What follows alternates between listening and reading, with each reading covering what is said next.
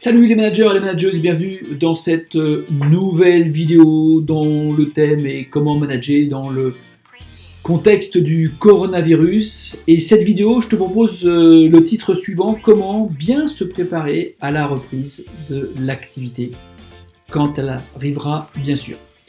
Alors on sent, on le voit au travers des infos, moi je l'entends au travers des témoignages de managers, de manageuses, de mes clients, d'amis, la pression elle commence à se faire sentir.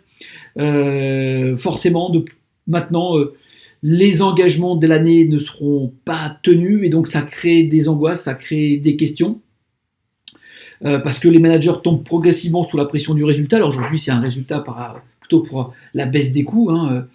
Les dirigeants sont déjà dans leur plan de reprise. On voit aux infos, j'étais sidéré de voir qu'il y a des gens qui n'en dorment pas la nuit. Des managers, des collaborateurs. Alors des managers parce que ils se sont tellement investis qu'ils n'endorment plus la nuit, ils se font des nœuds à la tête. Et puis des collaborateurs eux-mêmes qui se posent la question, est-ce que je vais garder mon job? Est-ce que je vais garder mes projets? Est-ce qu'on sera payé? Puis bon, même certains, est-ce qu'on va garder notre job? Donc on voit que tout ça est extrêmement compliqué. Et pour autant, je crois qu'il faut regarder devant. Et de regarder devant, il y a comment anticiper déjà la reprise.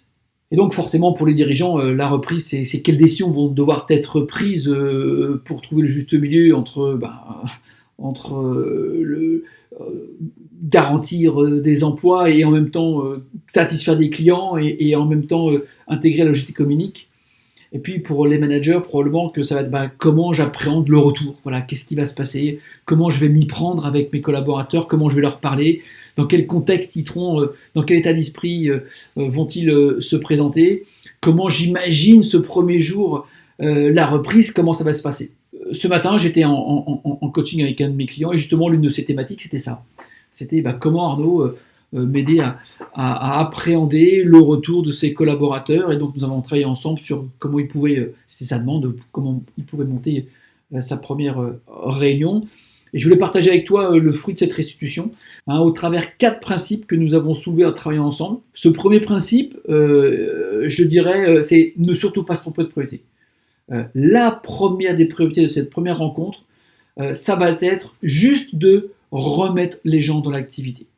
Refaire chauffer la machine. On imagine un sportif qui reprend le sport après une longue période d'inactivité, il va falloir juste qu'il reprenne sa sensation. Autant dire que le niveau qu'il avait avant, il a complètement perdu. Donc il va falloir remettre la machine en route, remettre la compétence en route, remettre les fondamentaux en route, remettre le professionnalisme en route. Et ça doit être l'absolue première priorité. Que les gens vite retrouvent des sensations, retrouvent leur performance en termes de professionnalisme.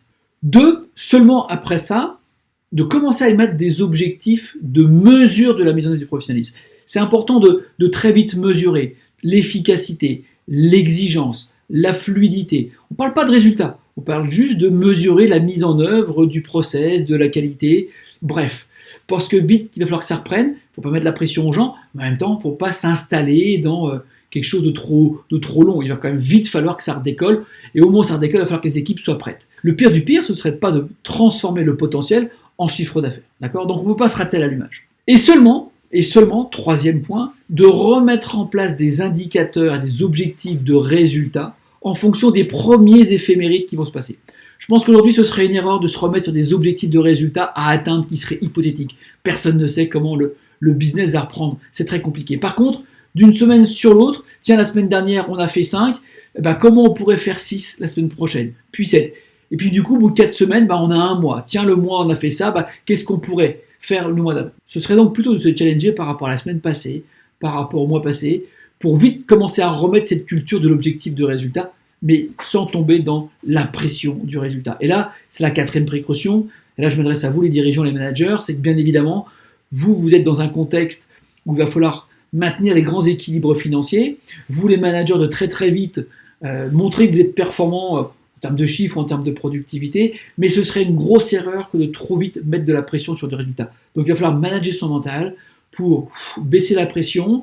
Moi, les 4 approches que je vous propose, c'est remettre les choses à l'endroit. Vous pourrez beaucoup plus vite accélérer sur une exigence de résultats si déjà les gens ils se sont rassurés sur la mise en œuvre de leur activité, ils ont repris possession de leur process, le cœur est capable de monter, la machine est capable de monter, on peut maintenant commencer à soutenir une exigence, on est capable de mesurer la qualité de la prestation, et donc du coup, on est capable de commencer à s'inscrire à une compétition. J'ai pris l'analogie avec le sport, mais elle me semble pas mal. Donc en synthèse, pas se tromper de priorité, de très vite remettre les gens sur la compétence, 3. Mesurer la mise en œuvre de la compétence et progressivement mesurer le résultat par rapport à la période précédente.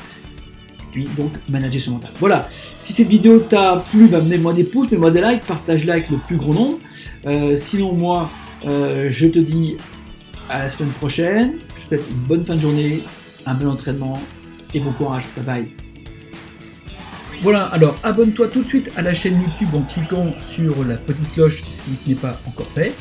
Tu peux également télécharger la formation gratuite en 10 modules Devenir un manager performant en cliquant sur le lien descriptif juste en dessous. En attendant, moi je te souhaite une bonne semaine, un bon entraînement, à très bientôt, au revoir.